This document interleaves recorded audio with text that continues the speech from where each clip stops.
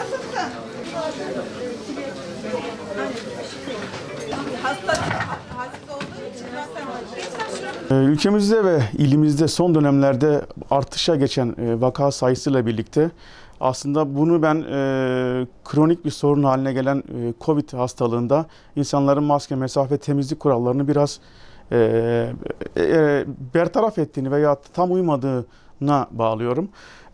Çünkü vaka sayımızda inanılmaz bir artış var ve bu artış da gerek insanlar arasında gerekse işletmeler arasındaki bu maskenin, mesafenin ve temizliğin biraz geri planda kaldığının sonucu olarak değerlendiriyorum. Tabii yeni bir açıklamamız var. Sayın Bakanımızdan gelen bir açıklama bizi biraz rahatlattı ve biraz sevindirdi. Yeni aşı çalışmalarında ve hem ülkemizde hem tüm dünyadaki aşı çalışmalarının sonuçlarının iyi olduğunu, yakın bir zamanda belki birkaç ay içerisinde bu aşıların uygulanmaya başlanacağını ve bir nebze bu maskeden kurtulacağımızı öğrendik. Bundan dolayı çok sevinçliyiz. İnşallah daha da iyi yerlere geleceğiz. Biz Mart ayında vakalar ilk çıkmaya başladığında bu virüsten çok korkuyorduk ve herkes tam anlamıyla riayet ediyordu. Şu anda tabii zaman uzadıkça bu olay biraz daha kronikleşti. İnsanlar daha az maske takmaya başladılar. Artık biraz daha az önem vermeye başladılar. Bence bu hem maskenin hem mesafe faktörünün hem de temizliğin tekrar hızlı bir şekilde hayatımıza daha ciddi şekilde girmesi gerekiyor. Ben son zamanlarda bu alışveriş merkezlerinde, kafelerde, yemek yenen lokantalarda izlenimim şu: insanlar yemek yerken maskeyi çıkarıyor ve bir daha takmıyorlar.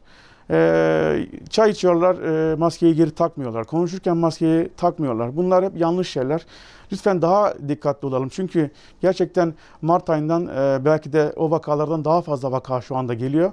Ve insanlar bu sorumluluklarını yerine getirmezlerse daha da vakalar artacak diye düşünüyorum. Bu hastalığın tedavisi için yapılması gereken birincisi yakalanmamaktır. İkincisi konuyla ilgili ilaçları bulup veya aşıyı bulup hastalığı bertaraf etmektir.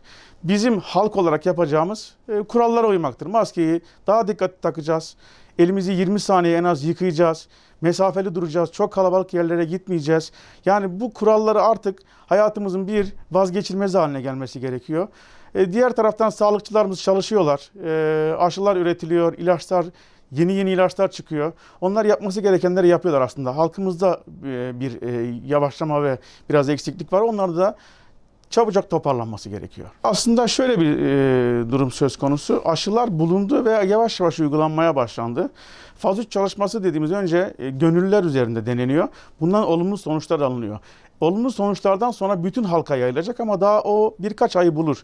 Bu birkaç aylık süre içerisinde biz aşı çıkmayacak değil, fakat bu birkaç ayda biz artık maskemizi, mesafemizi korumaya devam edeceğiz. Çünkü çalışmalar son hız devam ediyor, inanın bana, ve gerçekten olumlu sonuçlar alınıyor.